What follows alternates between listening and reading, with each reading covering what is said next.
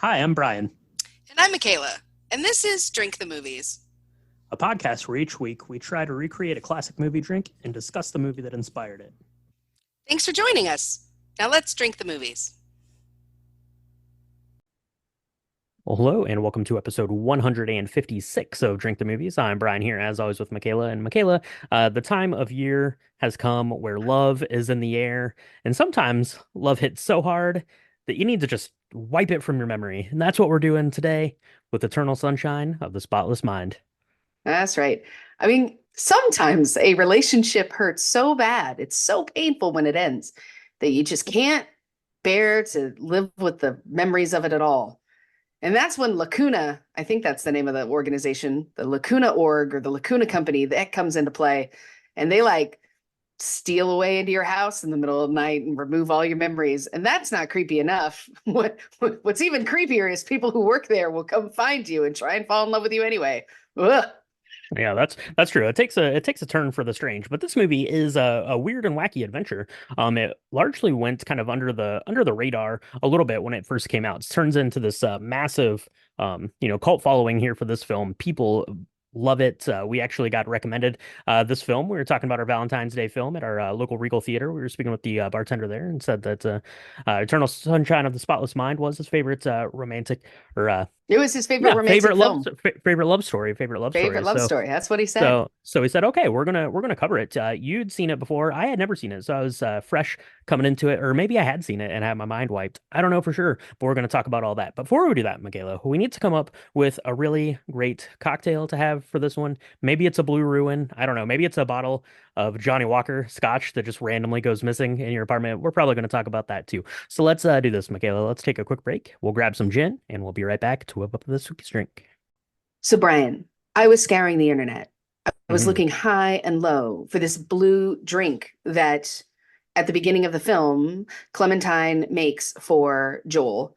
And Mhm. we were trying to figure out, she was like, it's a blue ruin, but then that was also the color of her hair. And I got kind of confused. And what I love is that as we're having this conversation via text, you're sending me like little screenshots of like bottles. And so I Yeah. think what that was a Schweppes gin and tonic with Bombay Sapphire gin. I think that's what we decided it ended up being. And she called it a blue ruin because it was kind of blue.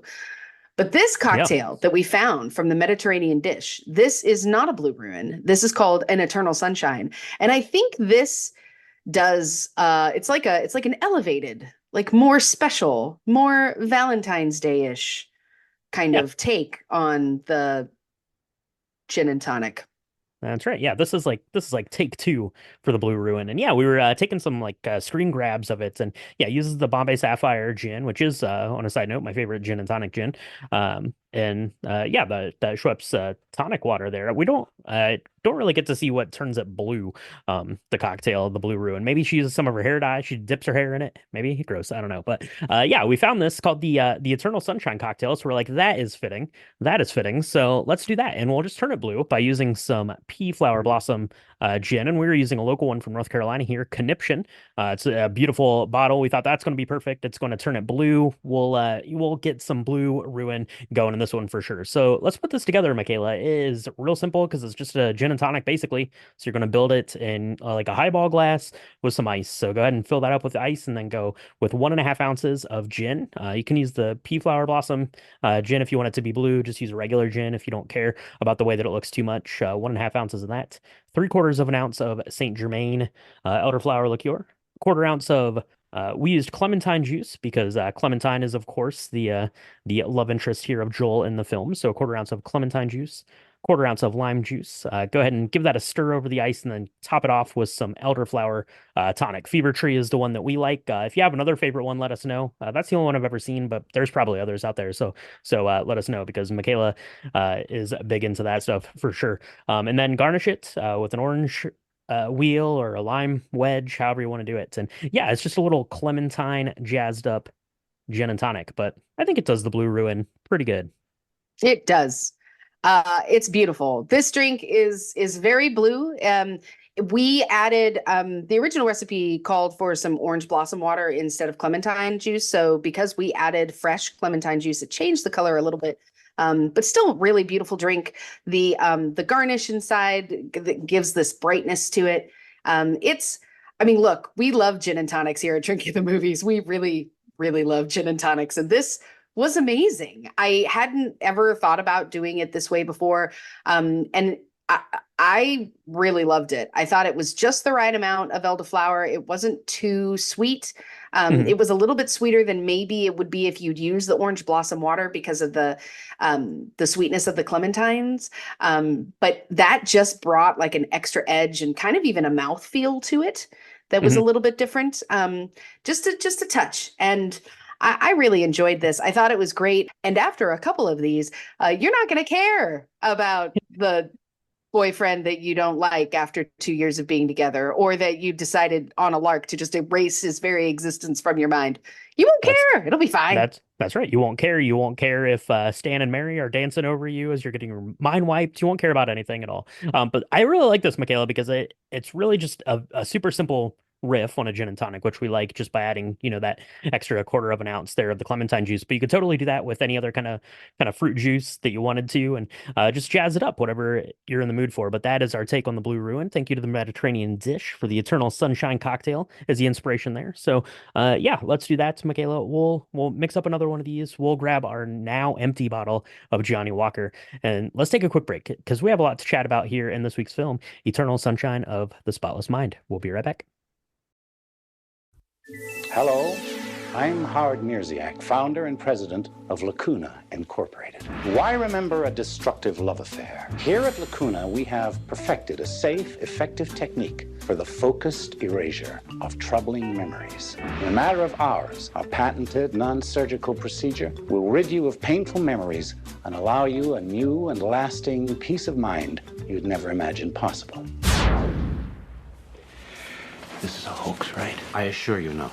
Is there any risk of brain damage? It's on a par with a night of heavy drinking. Nothing you'll miss. Spoiler warning for the Eternal Sunshine of the Spotless Mind. If you've not yet seen this, we're probably going to not do it justice because a lot happens. There's a lot of back and forth, and I'm sorry in advance. But if you've not seen it and you don't want any of those spoilers, then you should press pause right now. Go make yourself an Eternal Sunshine cocktail because it is so tasty. Go listen or watch the movie, and then you can come back and we can chat about all the things. That's right, absolutely. So this was released on March the 19th, 2004, which is, about a month past Valentine's Day, which is weird because Valentine's Day is kind of a big sticking point of the plot here. So I thought that was interesting. This was directed by Mikhail Gondry, and it stars our unexpected couple of Jim Carrey as Joel and Kate Winslet as the free-spirited Clementine. There's a lot of other people that star in this too. It almost like struck me as like a Wes Anderson film where they just have all these like major players coming up in these bit parts. Kind of weird, but we're going to talk about those as we get through the story here, Michaela. This was the winner of one Academy Award, the Best Original Screenplay for Pierre Bismuth, Michael Gondry, and Charlie Kaufman. Kate Winslet was nominated for Best Actress, but lost that year. So yeah, so as I mentioned in the top, Michaela, I had never seen this until just a couple of days ago. My wife and I sat down and watched this. You'd seen it before. Was this something that you've seen a couple of times now, or was this like your first time going back to it? It was my first time going back to it. And I couldn't figure out why, because I did love it so much the first time. And I sort of forgot on purpose, I think, why I didn't go back to it. And now I know. It's really beautiful. It's such a poignant, like psychological drama meets like romantic comedy. Mm-hmm. And it's really it is an intelligent romantic film. So this is one of the things, if you're into like mindless rom-com chick flicks, whatever you want to call them, this is not that. This is something entirely different. And you're either going to love that about it or you're going to not love it about it. But I watched this because it was up for Best Screenplay and I was watching all my Oscar films. And so I remember being sure to watch it when in early 2005 before the Oscars. And I fell in love with it then, but I had kind of tucked it away and put it away and never really revisited it until now. And when we were talking to our bartender at the Regal Cinema, where we go and watch all of our movies, he brought it up and we thought this is a perfect film. to go ahead and do during the week of love. And unbeknownst to both of us, it actually surrounds itself around Valentine's Day. So that was totally unplanned and very serendipitous, if I do say so myself. Wish me a happy Valentine's Day when you call. That'd be nice. That's right. Yeah. Call me when you get home and tell me Happy Valentine's Day, says Clementine to Joel there in that first section. So let's talk about the story a little bit here. Michaela, we're not going to try to go through all the beats of this because it does get pretty wonky here in terms of the way that it's laying out the story, going back through these memories. And yeah, it does take a little bit of an not investment, but you have to pay attention to kind of what's going on in the story here.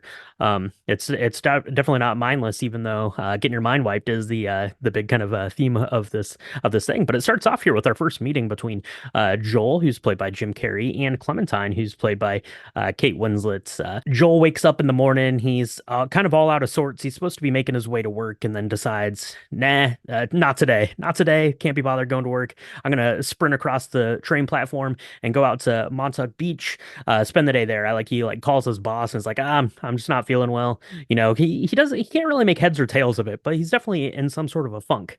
And there's this girl there that's going to catch his eye. And it seems maybe like a not necessarily star-crossed lovers, but I don't know, like some sort of like twist of fate brought these two together. Yeah, for sure. They're on the beach. It's beautiful, sweeping cinematography, by the Looks way. cold. Looks very cold. It does look cold, and she even says, she's like, it's freezing, and she's wearing this bright orange hoodie, and her hair is like this electric blue. Very different look for Kate Winslet, but she's amazing in it. And I love how they're just sitting, they're like miles apart on this one train car, and he's kind of drawing her. And writing in his little journal. And he notices there's like hundreds of pages that are just missing from his journal. He doesn't really think anything of it. That would be my first indication that something is way off. Yeah, I think he says something. He's journaling there on the beach or something. He's like, and this is my first entry. And he looks at the torn page and he's like, for 2 years. Pages ripped out. Don't remember doing that. It appears this is my first entry in 2 years. Right. So that's a little foreshadowing, but it does a really good job of, playing this off. This is, just kind of what's happening, right? It doesn't give any sort of indication that this is, kind of played out in a sense before. But yeah, they meet on the train. Clementine is very kind of like aggressive in the way that she's coming over to talk to Joel, and it kind of, you get the feeling that that these two maybe have some sort of history together. I don't know in the way that they're talking, but they seem to be hitting it off and decide to make their way back home, stop in for a drink. She invites him to her house, and her house is really interesting. It's very colorful. There's all these potato creature things. It's very strange. I really love it. And she's like, hey, stay here, like hang out with me. Let's have a great time. She doesn't like the word nice. That really bothers her. It almost triggers her in a way where she's like, I can't do this. Don't use that word. She very much just kind of wants him to like be enamored with her immediately. And it's kind of weird because his character, Jim Carrey's Joel, his version of Joel Barish is like this kind of bookish, quiet, introverted guy. But then you see he's like, I fall in love with anybody. He's like, damn it, I'm already in love with her. And it's really kind of sweet. And they've only been together for like 12 hours, we think, right? Yeah, for sure. He says something along the lines. He says, why do I fall in love with every woman I see who shows me the least bit of attention? I fall in love with any girl that pays me any attention or something like that, right? And definitely, Clementine is paying him attention. On the train, she sees him and goes and ends up, kind of sitting next to him and they're chatting, and then they end up going back to her place, right? She invites him up for a drink. They end up going up there having this Blue Ruin cocktail and having a pretty nice evening, and it seems like it's playing out over the course of at least a couple of dates. We're seeing this kind of progress a little bit until one day they're pulling up to Clementine's apartment, and Clementine says, I don't want to go in there. Can we go to your place? I just have to run inside and grab my toothbrush. So she leaves. Joel's sitting there in the car, and then this crazy cat, his name is Patrick. He's played by Elijah Wood, comes up and bangs on his window, and he's like, can I help you? Can I help you? And then it kind of cuts And it cuts to Joel sitting in his car and seemingly the same place, just sobbing, just broken down. And you're like, what is happening? Cut to the title card. This has been like the first 20 minutes of the movie exploring kind of this, the, this very quick, like love struck, love at first sight kind of love story between Joel and Clementine to Joel breaking down in his car. You're like, what is going on? What happened? What Right. happened? Yeah, I mean, I immediately thought he had killed her or something. Like I went to this true crime place because he's just seems really heartbroken. He Dark. goes back to his house.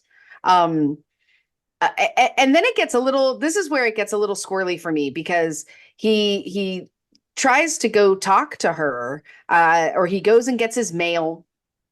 It's like the day or two before Valentine's Day. He's talking to one of the other guys in his building, and the other guy's like, "Hey, Clementine's amazing," which I find really weird the way he says it. I just didn't like Mm. it. But he's like, "Hey, it's Valentine's. You better do something. You got to keep that one around." And you see that Joel receives this yellow envelope from Lacuna, which is like a company in New York City, and he doesn't open it. He doesn't think anything of it, but he goes upstairs and he's like, I should really do something for Valentine's Day. So he goes, he buys her this necklace, and he goes to give it to her, and she legitimately looks at him like he's got three heads. She has no idea who he is.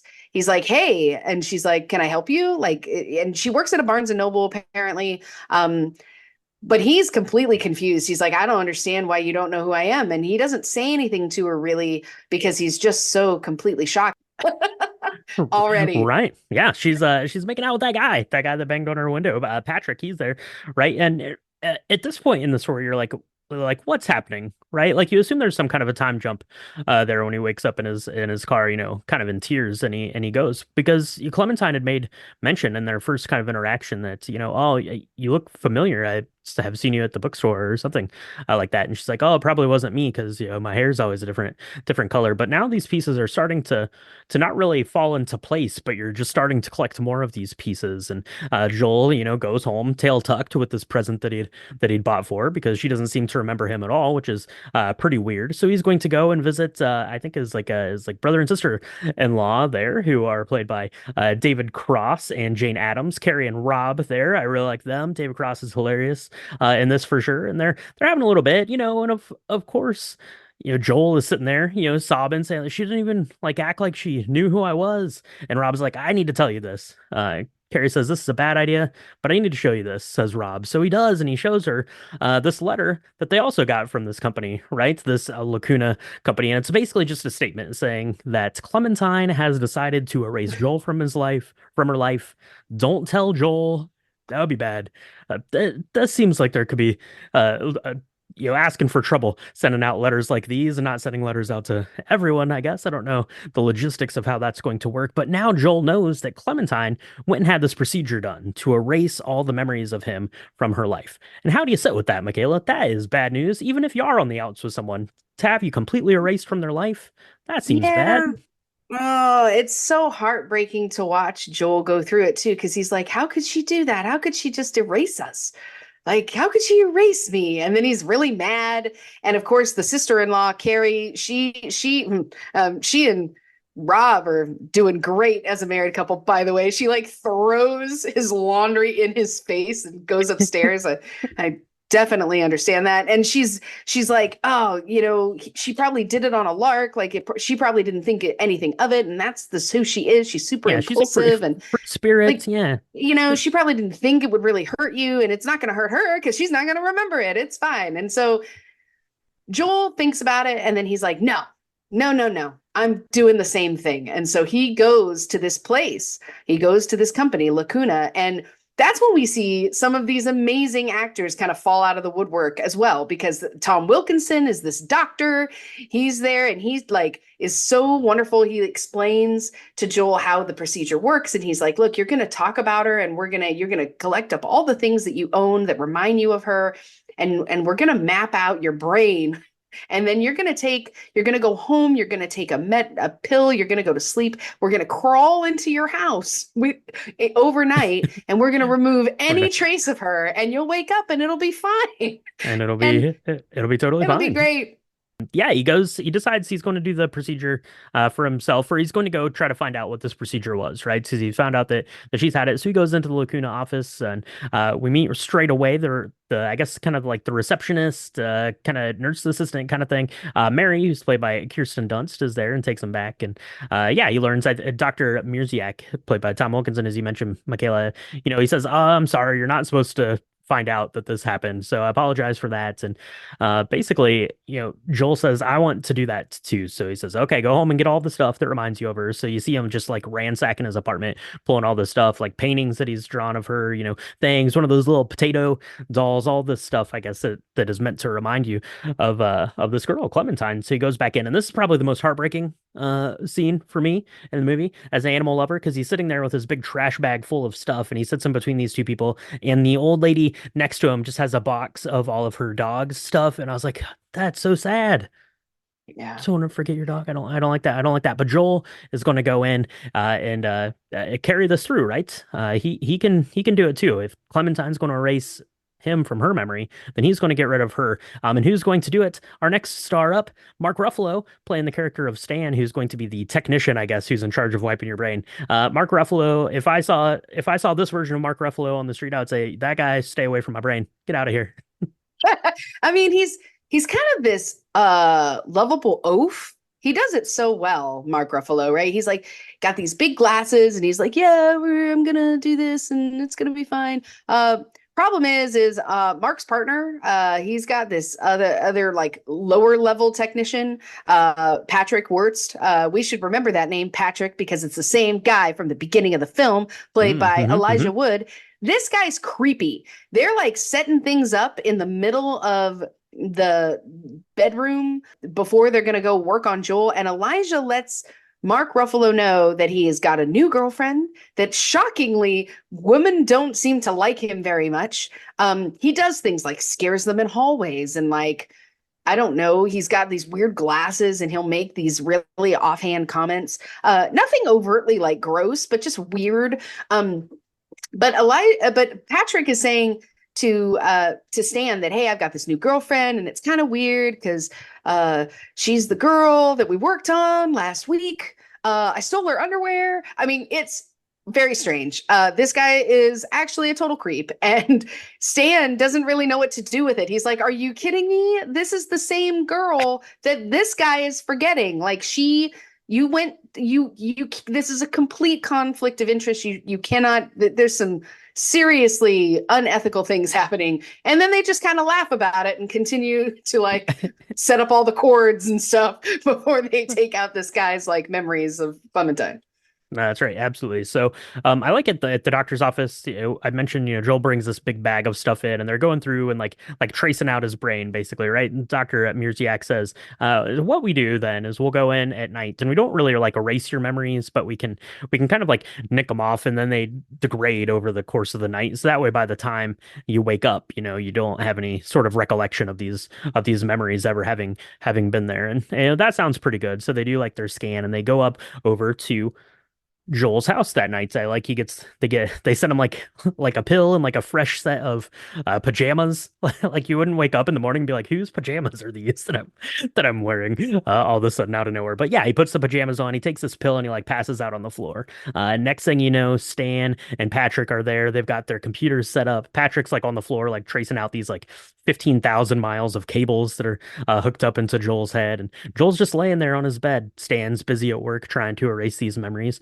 When Mary, Kirsten Dunst's character, is going to show up because she just wants to see how things are going. She wants to learn how things are going, but really she wants to like ransack the apartment and drink all the booze and smoke all the weed and just have a good time with Stan. And that's when things are going to go kind of amok, kind of, I guess. And Dr. Mirziak's going to have to get called in to make sure these memories get wiped for good, because now that these memories are starting to get wiped, Joel's having second thoughts down in his subconscious.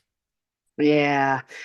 It's got to be a hard thing when you start, because they start at the beginning of your memory, which, believe it or not, is really the last thing you remember. So at the end of the relationship is where they start erasing her. And so he's fine with it kind of at the beginning. and he's kind of in this dream state where it's his memory, so he can think whatever he wants inside of it, right? And so he's like running after Clementine in their very last fight, and he's like, "You did this to me first, and I can't wait to forget who you are." But then they start to go further back and further back and further back. And this relationship was a 2-year relationship. So at some point, right, it was actually pretty good. That's why it lasted as long as it did. And so there's a couple of really beautiful scenes that are actually, they made my eyes and my heart sting to watch, where she's like, they're laying in bed together and she's confessing to him that she doesn't feel pretty. And she had this doll when she was growing up, and it's this really vulnerable moment. And he's like kissing her eyelids and telling her that he thinks she's so beautiful and she's so pretty. And she's like, "Don't ever leave me." And it's this really sweet moment between the two of them. And he's like, I what am I doing?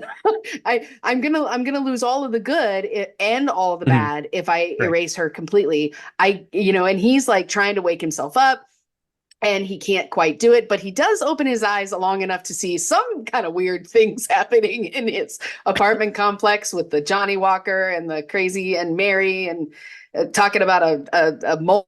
We don't see what's going on, but we know what's going on somewhere in that bedroom. And it's just, Joel's just trying. He's like, "I don't know. I got to keep you. I got to figure it out." And he does something really neat, which is he talks to Clementine in one of his memories, and he's like, "Hey, I want to keep you around. What do you got? Any ideas?" And she's trying to wake him up, and he's trying to wake up, and he can't. He's like, I can open my eyes for a few minutes and see weird stuff in my room, but I can't really move. Like, I don't know what to do." So she comes up with this really great idea. She's like, "Hide me in the memories that you're going to keep. And then, we'll just wait. We'll wait until morning. And then somehow I'll still be around in your brain." It's a really interesting, genius thought. It's a really interesting idea. Yeah, it goes back through all the memories, and like you said, it kind of starts at the more near memories, when things are bad, and it progressively goes back. But kind of over the course of this, and they're trying to fight off the kind of this procedure, and hiding Clementine in some different memories. You have the memories start to sort of overlap, and here's where like the genius part of the film comes in. It's all this crazy set design where memories are overlapping. So you'll be in like a car, and then that car is just all of a sudden in like the middle of the ocean, and then it's snowing, and the walls start falling down. It's really amazing, and they did this on pretty much a shoestring budget, despite the star power in here, and how they actually made these sets work, and how all these walls are crumbling down around all of these different memories and overlapping and things. But yeah, eventually they kind of get to the point where Joel's memories are completely gone of her, but they are able to kind of squirrel away one last little thing, and that's to meet in Montauk. So that's kind of the only thing that they know. And then we're going to get back to the beginning of the story, basically, right? Joel wakes up kind of in a kerfuffle there in his new pajamas, and decides that today is the day, not going to go to work, instead going to go to Montauk, and then it's going to play out into the beginning of the film. So we've come kind of full circle back to where we'd started the film. But things are going to take a bit of a turn for the worst here, because it's going to come to light that each of these characters have made the decision to wipe the memory of each other out of their minds, right? So even though things seem to be going good, it's not all good. It's not all good. I mean, we know. So in this room, we've got Mary and Stan. Stan, he kind of wakes up after this dilettante moment with Mary, and he's like, "Oh my gosh, we've lost him. His memories are like, we've lost the map." So he calls the doctor. The doctor shows up. He sees that Mary's there. He's like, "What is going on, guys?" And Mary's like, "Oh, I'm just here to learn about the process, and it's great." And so the doctor succeeds in continuing to map out and erase all of the memories, which is what we see kind of in this other frame, where all the crumbling of the houses and the really amazing like erasure of what's going on. But Stan leaves the room. He goes to get some air because he realizes that he is really screwed up. And I think that's something that's good about Stan. It's very different than the character of Patrick, which has absolutely no self-awareness that what he's doing is wrong at all. Right. And Mary is there with the doctor as he's kind of finishing up, and they're gonna clean everything up for the night. And Mary just kind of lunges at him, and she's like, "I'm in love with you," and he's like, I have a wife and I have kids, and this isn't good." But they kiss, and they're in this kind of bay window at the front of this apartment. In walks apparently the doctor's wife, and she sees this exchange, and we all know that's not going to be good. So she gets back in the car. The doctor sees her. He runs out. He's like, "It's not what you think. This is not what you think." And of course, Mary feels horrible. She's like, "No, it's I lunged at him. It was totally not him. He was just telling me about you." And the woman looks at both of them and tells Tom Wilkinson's character, she's like, "You have to tell him. You have to tell her. You don't be a monster." And then we realize that Mary and him had a relationship, and she had made the choice, whether it was completely her choice or they both she felt maybe coerced into making this choice. She chose to have the kind of gloss memories. over that a little bit. They kind of gloss over that, right? She made this choice to go ahead and get her memories erased of her affair that she had with this doctor. And so because she did that, she's still working in his office. She's still seeing him every day. And it turns out that even if you don't remember somebody, you're still going to love them. And Still gonna love them. you're still That's going right. to love them. And that creates a whole problem, because now she's like, "Wait a minute, who all knew?" Did Stan know? And now I'm in this relationship with Stan. And did he do this predatory thing where he like came on to me and did all these things, knowing all these things about me now that, it's just this. But she's angry, and she goes back to the Lacuna office, and she's like, "I'm going to make things right." I don't really know if she makes things right, but Yeah, that's, she definitely goes fire and brimstone on it. Yeah, she grabs all of the files and sends them out to everyone that had this procedure done, basically. And we pick back up with Joel and Clementine. They're in the car.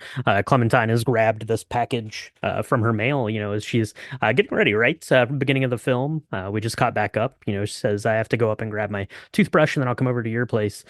So she does, and she comes out carrying this package. She opens it up, and it's a cassette tape. They put it in the tape deck there, and it's basically her. I don't know. It's almost like a confessional with that company there, Lacuna there, and it's basically all the things that she hates about Joel and why she wants to have him erased from his memory. And of course, Joel is not very happy with this, as no one probably would be, and ends up kicking her out of the car and goes home. And then realizes, yeah, that he had gotten the same package, right, from earlier in the film when he is talking to his neighbor there and pulls that out. So he opens up his own yellow envelope and starts listening to that, and it's his confessional, kind of all of the things that he hated about Clementine. About this time, Clementine turns back up, and they have kind of this little chat about, well, is this worth starting? If we know now that this is how it's going to go, I'm going to think that you're boring, and you're going to think that I'm flighty and all of these things, and that's how it's going to go. But it basically gets to the end of the film, and Jim Carrey's delivery here, kind of at the last line of that, there says, "Well, that's okay," and yeah, decide that it's going to be better to be together. To have those 2 years together is better than not having those 2 years together. And maybe they're going to give it another shot and see how things work out. Um, yeah. yeah. And that's how it ends. That's how it ends. Yeah, it's kind of this whirlwind sort of tale of going back through these memories, and it's really good. It's a really good kind of examination of love and the memories that you make together, especially when you start to apply it to like your own life, right? It's just a collection of memories that you have together with people, and obviously some of the ones that you cling on to are either going to be the really good ones or the really bad ones. It's less of kind of these mundane ones, and it's really neat because we get to go through those memories there and get to find out like the actual first time that they'd met, right? Was at this kind of like barbecue thing on the beach that they were both at, and Joel at the time was living with a girl, or had a girlfriend, and but she wasn't there, and met Clementine, and they have kind of this date together, and that's pretty great. I really like then they're driving back from the beach, him and his brother and sister in the car, and Rob's like, "Who's that girl you were talking to?" Or Carrie says it to him, and he's like, "Oh, she was just a girl," and he has kind of this like sheepish grin on his face, thinking about her, and stuff like that is just absolutely beautiful. But yeah, obviously the kind of highlight of this film is just the memories and this mishmash of these memories, that Joel's experiencing throughout the film.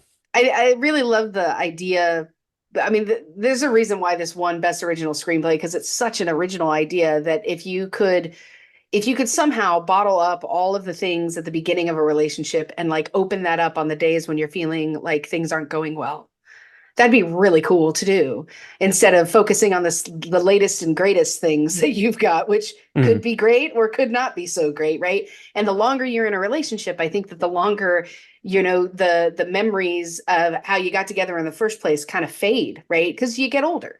So I really love the idea that, as at the beginning, in that transformation, that paradigm shift that Joel experiences, where at first he's hurt, he's angry, and he's like, good, fine. You didn't want to remember me anyway. I'm going to do this. And then about halfway through, he's like, absolutely not.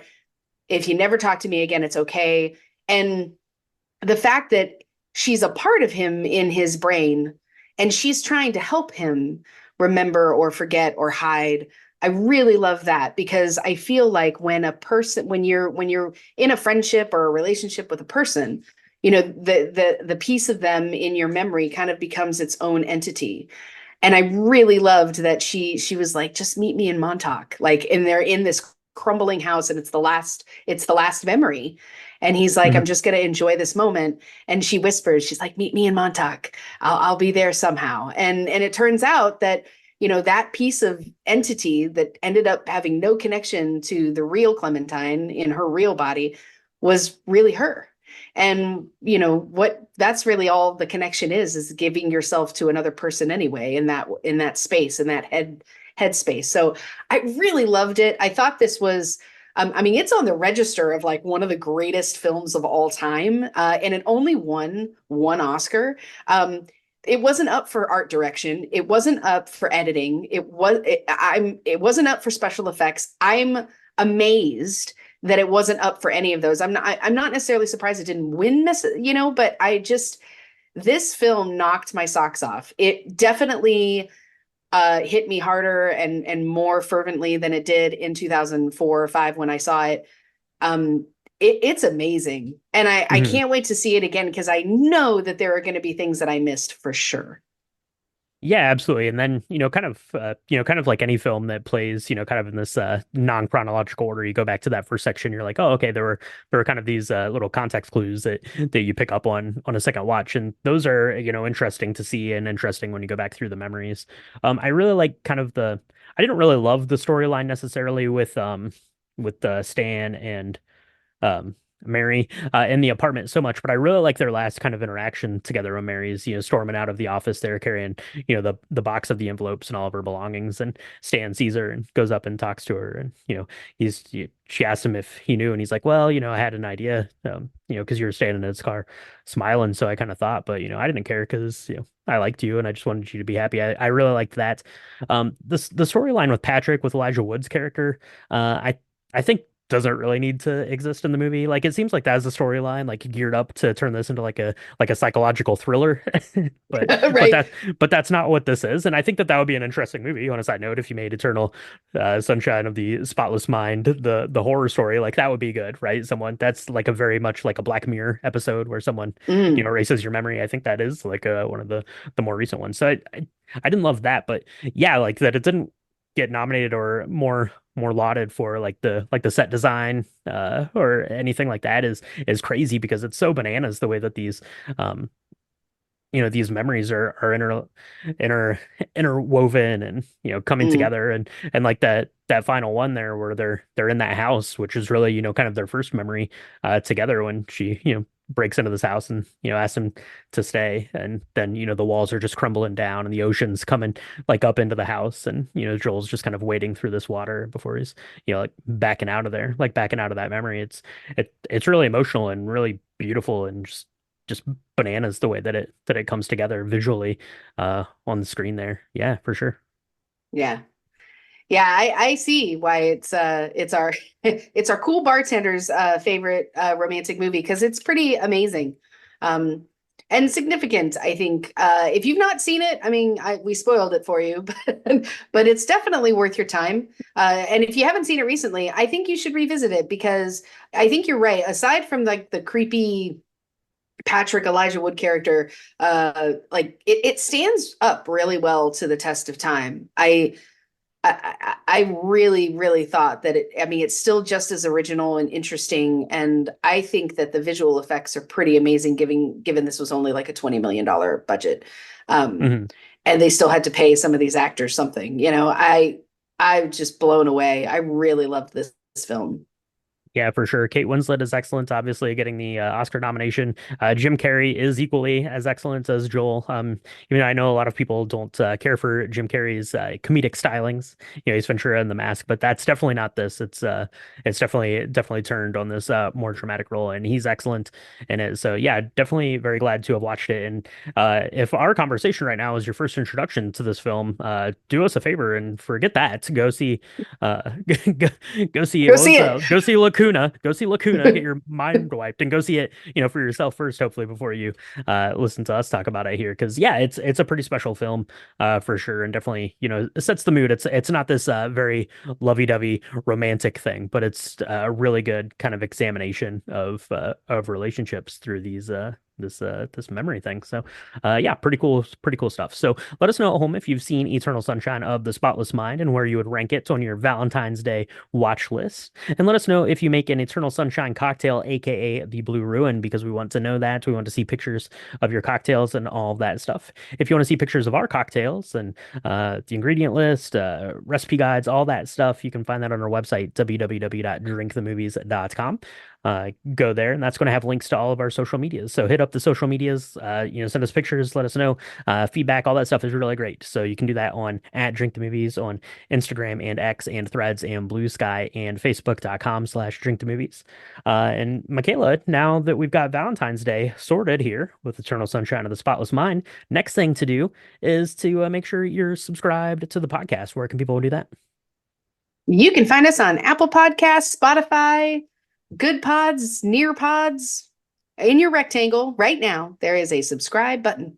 I promise. And you can press it if you want to hear us. We do 2 drops a week, usually, on a regular channel. We are knocked out that we get to do this, and we couldn't do it without y'all. If you're liking what you're hearing and you want to leave us a review, we would really love that on any of the forums that you have heard us on. That would be great. We're all over Facebook. Please, share us with your friends. It really helps us get the Drink the Movies out there. Talk to everybody about the Oscar pick'ems, because you don't have to be a regular fan. You could be, but you don't have to be a regular fan to join our Oscar pick'em contest. Let everybody know, because that's a really fun time, and we only do it during Oscar season. That's right, absolutely. So, thank you so much for tuning in. That was really, really good one, Michaela. But now in this week of love, we got a lot to think about and a lot of memories to get purged or to cement into place, even if we have to go back to like our childhood memories to make sure we keep those intact. So let's do this. Let's go off. We'll make ourselves another Blue Ruin cocktail. We'll toast to love, love loss, and all that stuff. And we'll talk to everyone next time on Drink Drink the Movies. It would be different if we could give it another go round. Remember me. Try your best. Maybe we can.